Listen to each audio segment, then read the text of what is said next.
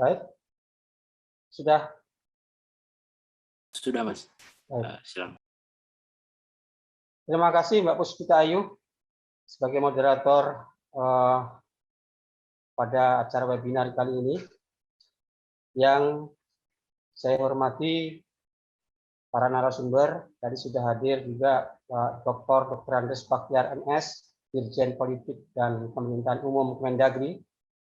Yang saya hormati Bapak Dr. Haji Ahmad Doli Kurnia Tanjung, Ketua Komisi 2 DPR RI, yang kemarin sampai tadi pagi sudah masih konfirmasi akan diusahakan bisa bergabung dalam webinar yang kami selenggarakan. Dan yang saya hormati Pak Dewa Kade Wiarse Rakasandi, anggota KPU RI. Yang saya hormati juga Bapak Muhammad Arifudin, anggota Bawaslu RI. Dan yang terhormat Profesor Dr. Hamdi Muluk, psikolog politik ya, dari Universitas Indonesia dan juga mantan Pansel KPU sebelumnya. Dan juga yang saya hormati seluruh peserta webinar dari berbagai kalangan ya, yang tidak bisa saya sebutkan satu persatu. Para narasumber dan peserta webinar yang kami hormati, meski pelaksanaan pemilu serentak masih jauh, tapi topik tentang pelaksanaan pemilu itu sudah menjadi diskursus publik. Alasan itulah yang membuat, yang mendasari webinar hari ini mengangkat tema memotret persiapan pemilu 2024, tahapan, strategi, dan prediksi. Tema ini akan menyoroti bagaimana lanskap dan dinamika politik menuju pemilu 2024.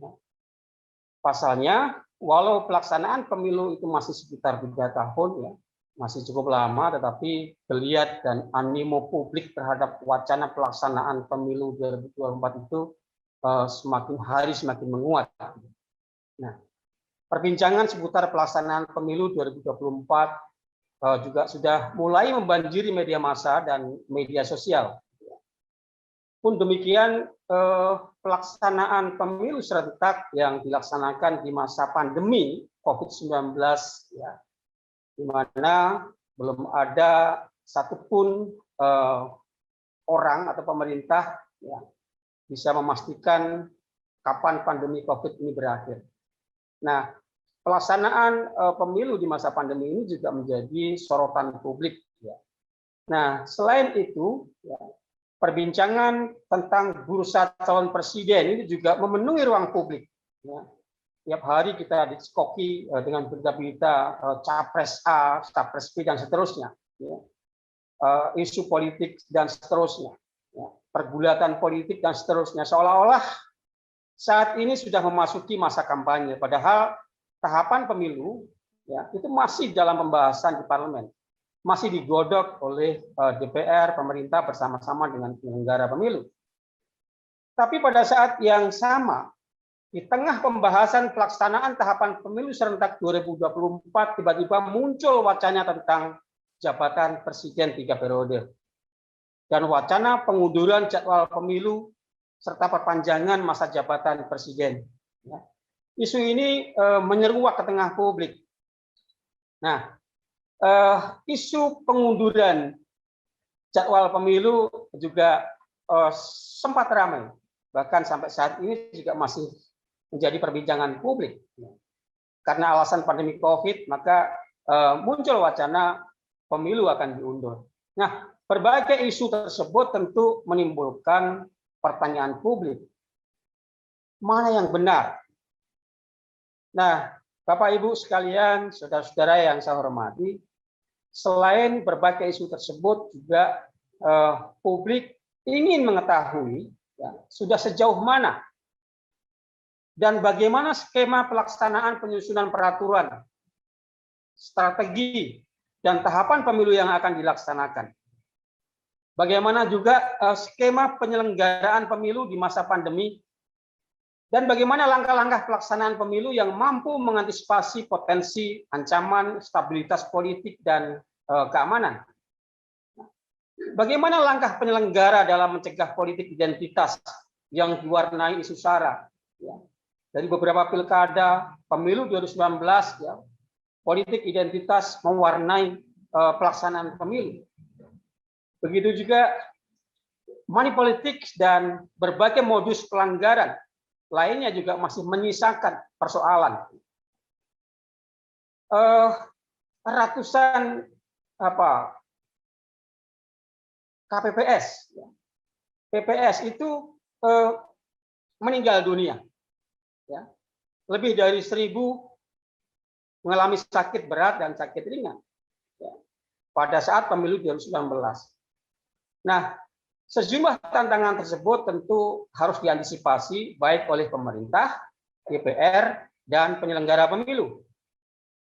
Nah, terakhir yang ingin saya sampaikan, ya, bahwa pelaksanaan pemilu sebagai instrumen demokrasi itu merupakan keniscayaan yang harus secara terus-menerus dilaksanakan.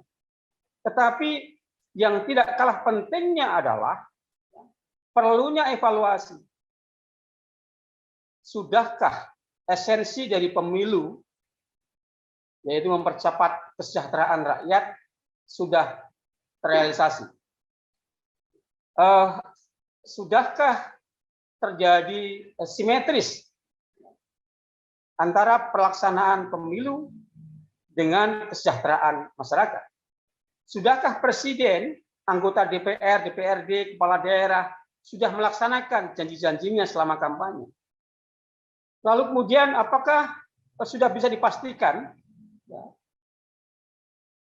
kebijakan pemerintah daerah itu berbanding lurus atau sinergi, sinkron dengan kebijakan yang dibuat oleh pemerintah pusat? Jangan-jangan justru yang terjadi, ya, ada disparitas, ada kesenjangan antara kebijakan pemerintah pusat dengan pemerintah daerah. Pemerintah pusat dan daerah berjalan sendiri-sendiri, seperti halnya yang dalam kasus penanganan pandemi misalnya. Nah, melihat situasi dan kondisi tersebut, ya, tidak ada jaminan bahwa kebijakan presiden otomatis dilaksanakan oleh kepala daerah. Nah, jika hal ini terus terjadi, tentu, ya, pembangunan di daerah itu sulit mencapai tujuannya, yaitu mensejahterakan rakyat.